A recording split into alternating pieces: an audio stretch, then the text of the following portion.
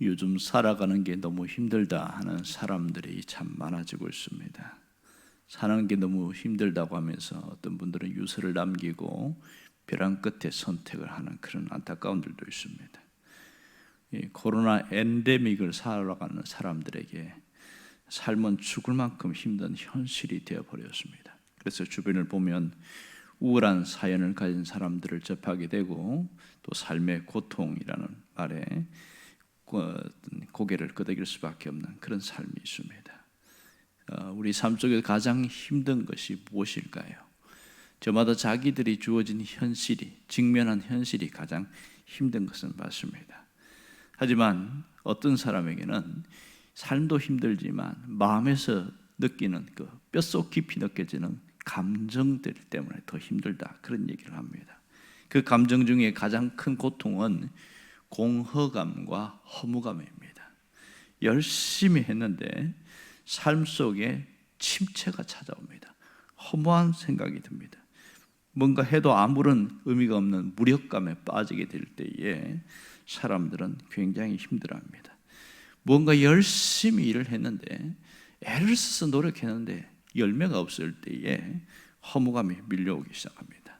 돈을 쏟아붓고 정성을 쏟아붓고 시간을 쏟아붓었는데 결과가 좋지 못할 때에 마음이 무너지기 시작하는 것이죠. 여러분, 우리는 땀을 흘리고 또 모든 시간을 쏟고 그렇게 해서 기대 이상의 결과가 왔을 때 느끼는 반대 감정은 행복감입니다. 만족감이죠. 사는 게 의미가 있다, 보람이 있다, 이렇게 이야기합니다. 이것이 정상인데 되어지지 않을 때 아무리 수고해도 열매가 없는 인생을 살아갈 때 사람은 공허감에 빠집니다. 그래서 그 허무함 때문에 견디지 못해서 하는 밑버릇처럼 하는 말들이 죽고 싶답니다. 죽고 싶다. 자꾸 이런 말 하다가 극단적으로 가는 사람들도 있기도 합니다. 사람들은 최선을 다하지 않은 사람이 없습니다. 아침부터 늦게까지 정말 열심히 뛰어다닙니다. 저녁이 되면 파김치가 되어 돌아오는 사람들이 많지요. 그래서 피곤하다는 말을 달고 살아요. 늘 피곤한 삶이 반복되고 있습니다. 이런 열심을 내는데 그 열심 속에 결과가 좋아야 되는데 그렇지 않을 때 참 힘들어요. 열매가 있어야 된다는 것이죠. 오늘 본문에 보면 어떻게 하면 열매를 맺는 삶을 살아갈 것인가, 그 비결에 대하여 이야기를 하고 있습니다. 우리는 예수님의 자기 계시, 자기 선언에 대한 에고 에이미에 대해서 계속하여 살펴보고 있습니다. 순서상으로 보면 오늘 본문은 7번째 선언이기도 합니다. 나는 생명의 떡이다. 나는 세상의 빛이다. 나는 양들의 문이다. 나는 선한 목자다. 나는 부활이요 생명이다. 나는 길이요 진리요 생명이다. 7번째가 나는 포도나무다, 이 얘기합니다. 부활과 생명은 부활주일에 함께 다루려고 뒤로 빼놨습니다. 자, 여기서 이 예수님의 선을 보면 그분이 어떤 분이며 무엇을 위해서 살아왔는지에 대한 것을 잘 볼 수가 있는 것이죠. 예수님의 자기 선언은 이 땅에 오신 목적이 무엇이고 이 땅에서 무슨 일을 하시려는 것인지 분명하게 드러나고 있습니다. 오늘 예수님께서 내가 포도나무라고 선포하시는 이 말씀을 통해서 우리 인생의 목적과 그 답과 길에 대한 그것을 깨닫기를 원하고 또한 결단이 있기를 바랍니다. 오늘 1절을 보면 내가 참 포도나무요 내 아버지는 농부라, 이렇게 이야기합니다. 여기서 갖게 되는 의문점은 왜 예수님은 자신을 포도나무라고 이야기했을까, 이런 점이죠. 사실 아름다운 나무가 많잖아요. 보면 자태가 아주 좋은 소나무도 있고 잣나무도 있습니다. 그리고 레바논 지역에는 굉장히 수려하고 누가 봐도 멋있다 하는 백향목이 있어요. 그런데 그것이 아니고 그냥 포도나무다, 이런 얘기를 합니다.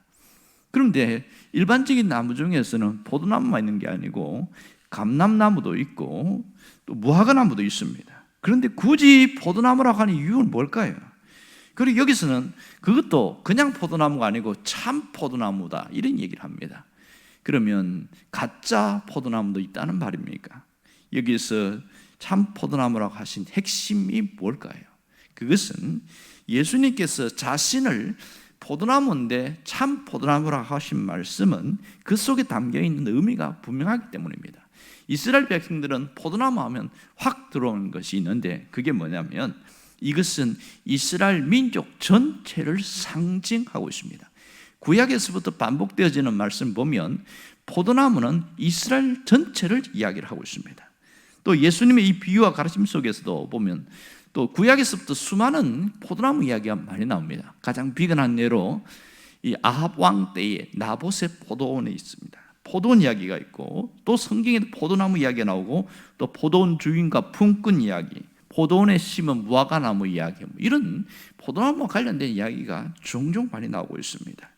자, 이렇게 이스라엘의 구속적 사명을 나타내고 있는 것이 바로 포도나무입니다. 그래서 예수님은 자신을 포도나무라고 이야기했습니다.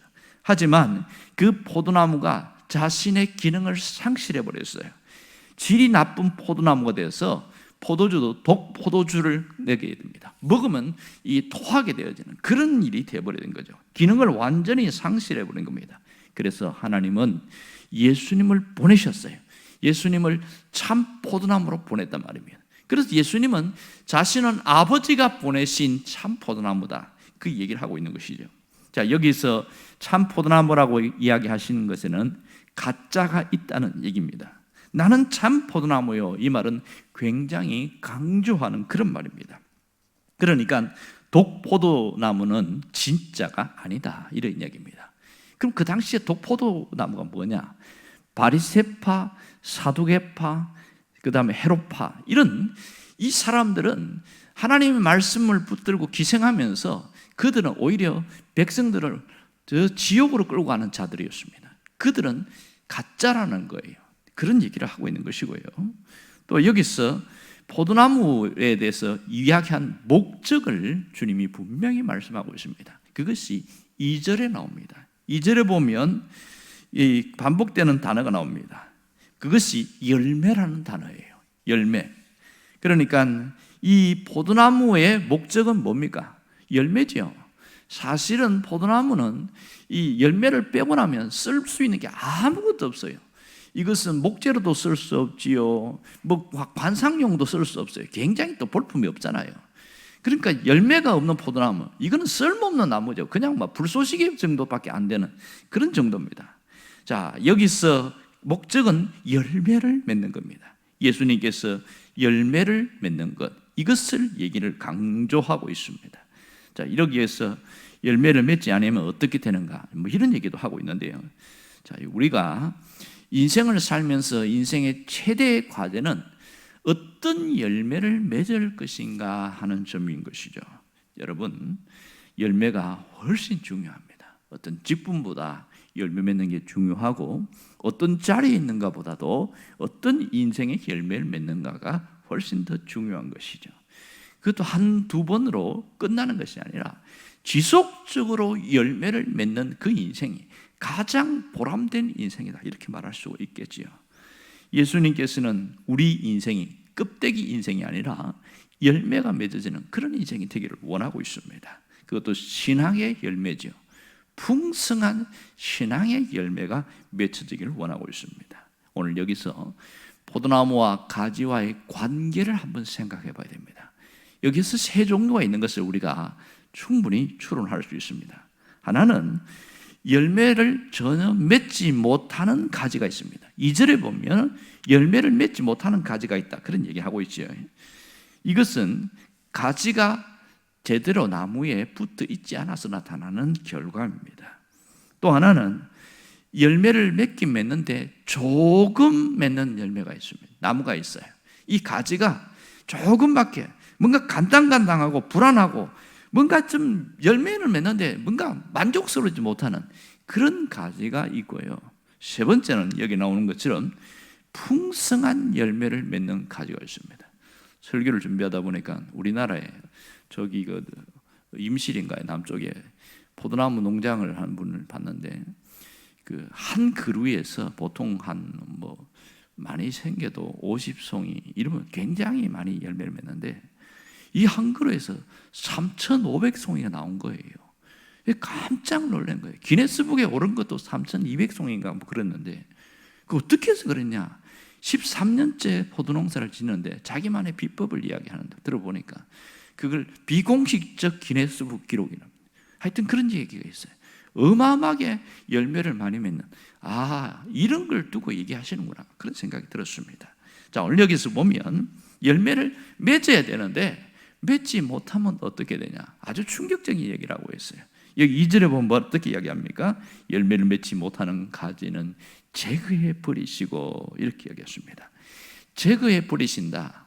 이것은 그냥 잘라낸다는 의미도 있지만 들어 올린다는 그런 의미가 있습니다. 이 가지를 땅에 있는 것을 들어 올린다는 거예요. 결국 보니까 우리나라는 농사법이 좋아서 그냥 철사로 해서 위로 올려갖고 아예 처음부터 그렇게 하지만 이스라엘은 2000년 전에는 그렇지 못했어요. 바닥을 땅에 기고 있기 때문에 먼지가 끼고 거기에 온갖 오물들이 끼니까 열매를 못 맺는 거예요. 그럼 주인이 그것을 들어서 올려가지고 옆에 나무 가지에다 묶어 놓는다는 겁니다. 그래서 씻어내서 그러면 정상적으로 열매를 맺는 그런 일들이 생겼습니다. 자, 주님은 우리의 인생이 이런 열매 맺는 인생이 되기를 원하고 있는 것이죠. 어떻게 하면 열매 맺느냐? 2절에 답을 주고 있어요. 뭐라고 해요? 예수님께 붙어 있기만 하면 됩니다. 오늘 여기서 그 말을 뭐라고 하냐면 그 다음에 너희는 내 안에 거하라, 이 얘기를 하고 있습니다.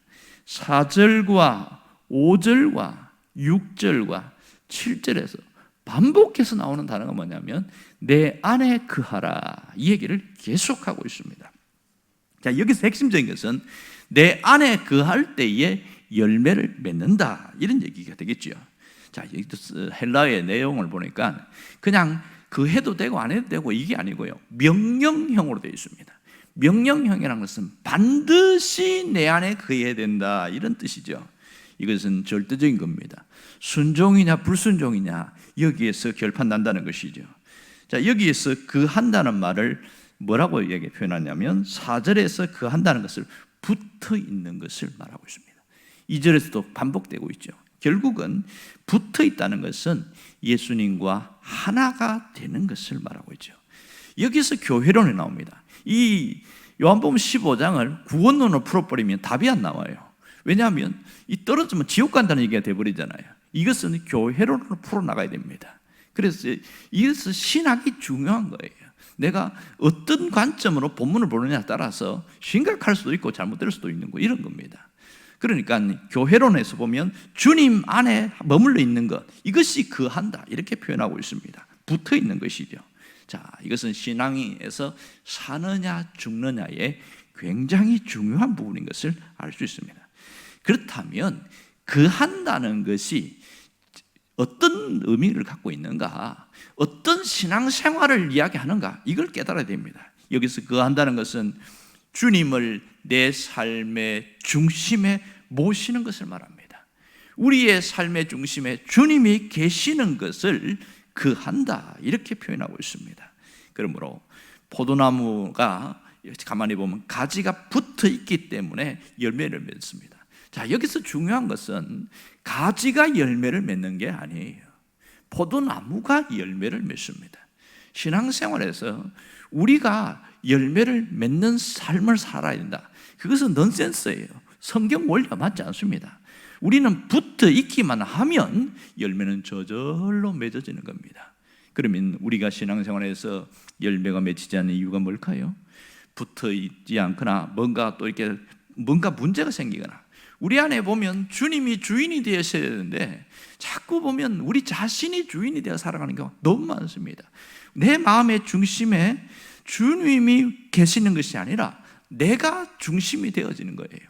그러다 보니까 어떤 일을 할 때 자꾸 갈등과 고민이 생기는 이유는 뭐냐면 우리 속에 두 주인이 생겨서 충돌이 일어나는 거예요. 어떤 경우는 다른 것이 주인이 되어 있는 경우가 있습니다. 신앙생활을 하긴 하지만 세상에 있는 것이 자기에게 들어와서 주인 노릇하는 경우가 있습니다. 이럴 때는 굉장한 갈등과 충돌이 있습니다. 신앙생활 자체가 굉장히 어려움이 많다는 거예요. 정말 주님과 의논을 하는 사람, 주인이 된 사람은 주님과 의논합니다. 그러다 보니까 원래 신앙생활이 복잡하거나 어려운 것이 아니고 쉬워져요.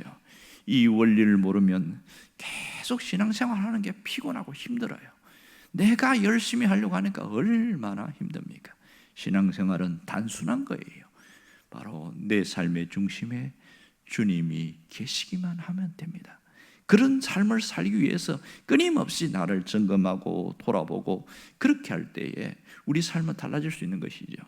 주님의 중심에 계셔야 그분으로부터 공급을 받습니다. 하나님과의 통로가 열리게 되는 것이죠. 여러분, 주님 안에서 모든 것을 선택하고 결정할 때에 우리 삶은 새로워질 수 있는 거예요. 여러분, 우리가 기도하는 것을 가만히 보세요. 기도는 어떤 면에서 보면 하나님 앞에서 결제를 기다리는 거예요. 내가 이런 제목 저런 제목을 기도하고 있는데 하나님 이거 어떻게 해야 돼요? 이렇게 물어보기도 하고, 하나님 이게 필요한데 언제 주실래요? 물어보기도 하고, 어떤 면에서 하나님의 결제를 기다리고 있는데 여기에서 가장 중요한 것은 그것이 응답으로 나타날 때의 열매다, 이런 얘기를 합니다. 자, 여기서 우리가 무슨 마음을 갖고 살아야 됩니까? 무슨 마음으로 기도해야 됩니까? 내 고집과 내 주장을 스스로 꺾어버려야 됩니다. 자기 생각과 고집을 내려놓을 때에 주님이 역사하심을 경험할 수 있습니다. 그래서 기도할 때 하나님, 제 주장을 내려놓겠습니다. 내 고집을 꺾어버리겠습니다. 온전히 하나님의 뜻만 생각나게 해주시고 그 뜻대로 살아가게 해주세요. 이렇게 기도하는 사람이 하나님의 뜻대로 살아가는 거예요. 그것이 추상적이지 않습니다. 현실적이에요. 하나님 뜻이 아닌 것은 뭔가 자꾸만 피하고 싶은 그런 마음이 생기는 겁니다. 이럴 때 결과가 뭐냐? 풍성한 열매입니다. 내 삶에 하나님이 채워주시는 결과가 있습니다. 여러분이 이러한 은혜가 있기를 원하고, 내 삶에 주님이 역사하셔서 이제는 열매 맺는 그런 삶으로, 그런 신앙생활을 할 수 있기를 주의 이름으로 축원드립니다. 기도하겠습니다.